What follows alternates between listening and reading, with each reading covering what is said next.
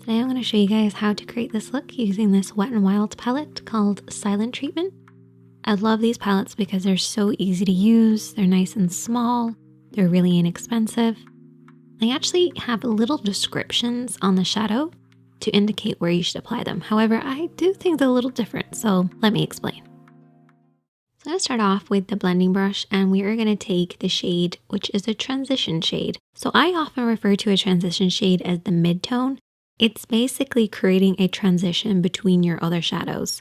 That's why I call it a mid-tone, because it's like a middle tone, so it's somewhere in between everything that you're applying. So this is a beautiful sort of mauve-y, almost like a blushy kind of tone. I really like it with this look, and transition shades typically go in the crease area. So the crease area is where the lid creases into the eye shape, but it actually refers to anything above this point, but stopping underneath the brow. And you want it to be nice and soft and blended. That's why you use a blending brush. We're then going to take the shade, which is for the eyelid, and we're going to use a smaller brush. And the reason we're using a smaller one is we want to intensify this. So we're going to apply this all over the lid area. So this is basically going to go from the lash line up towards the transition shade or the mid-tone in the crease. So apply this evenly across the lid, matching up to where the mid-tone starts. Don't go beyond that point.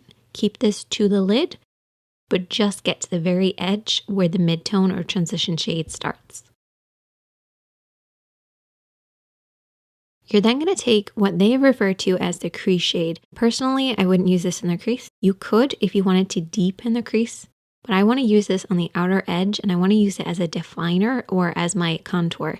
So we're going to apply this on the outer third of the lid. And I'm using a flat brush to give me lots of control.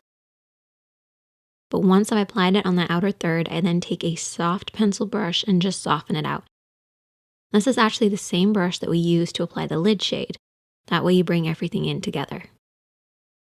Then we're going to take that crease shade again, and this time we're going to apply this underneath the eye. So I'm going to use that flat brush again and apply this underneath on the outer third.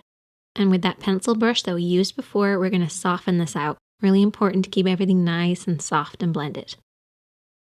Next, we're taking the brow bone shade, which is the lightest shade, and we're going to apply this with a lip brush or a small detailed brush and apply this underneath the brows. And this will sharpen up the look. The brow bone actually creates a much sharper look because it creates that contrast between what's going on in the crease and the lid. And you can also use this shade on the inner corner, the center of the lid, basically anywhere you want to slightly brighten.